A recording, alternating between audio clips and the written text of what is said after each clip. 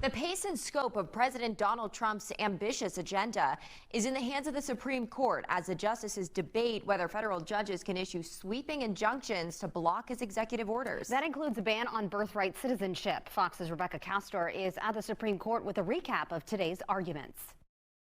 Hundreds of protesters, many of them immigrants, gathered outside the Supreme Court Thursday, speaking out against President Trump's executive order to end birthright citizenship.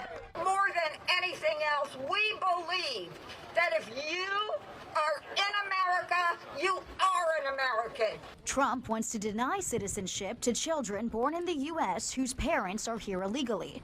But critics say it's a violation of the 14th Amendment, which states, all persons born or naturalized in the United States and subject to the jurisdiction thereof are citizens of the United States and of the state wherein they reside. And some justices do not seem eager to overturn that law. If I were in your shoes, there is no way I'd approach the Supreme Court with this case. As far as I see it, this order violates 4 Supreme Court precedents. But the White House also wants the Supreme Court to rein in federal judges who use sweeping injunctions to block the president's policies, like the birthright citizenship EO. And the justices will have to consider the legality of nationwide injunctions when ruling on this case. The practical problem is that there are 680 district court judges, and they are dedicated and they are scholarly, and I'm not impugning their motives in any way, but sometimes they're wrong. This case was fast-tracked to the Supreme Court, and a ruling could come in days or weeks.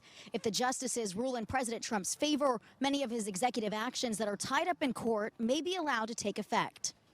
Outside the Supreme Court, Rebecca Castor, Fox 26 News. President Donald Trump is on the last leg of his Middle East trip. Today, he visited Abu Dhabi. The president's tour has helped drum up business for the U.S. Qatar signed a deal with Boeing to purchase up to 210 jets, a $96 billion investment. And business leaders in Saudi Arabia signed $600 billion worth in big tech deals. UAE officials are adding to the economic wins Thursday by committing to a 10-year, $1.4 trillion investment in the U.S. through AI, energy, and aluminum production. This has been an amazing trip. We've raised trillions of dollars of investment for our country, and we're dealing with really good people that have been abandoned in a way by our country and by the United States. Critics say President Trump and his companies are actually the ones benefiting most from these deals. Well, Ukrainian President Volodymyr Zelensky showed up for what was supposed to be a round of high-level talks with his Russian and American counterparts. But Vladimir Putin never arrived, neither did President Trump, who said he'd go if Putin was there. It's now unclear if there is a viable path to peace following Putin's no-show, though President Donald Trump is leaving the door open for more diplomacy. Putin's absence also makes it more likely that the Europeans will step up their support for Ukraine, especially with both sides preparing for the summer offense. Now, Europe is pushing for more economic sanctions on Russia if they don't agree to a 30-day ceasefire. Brian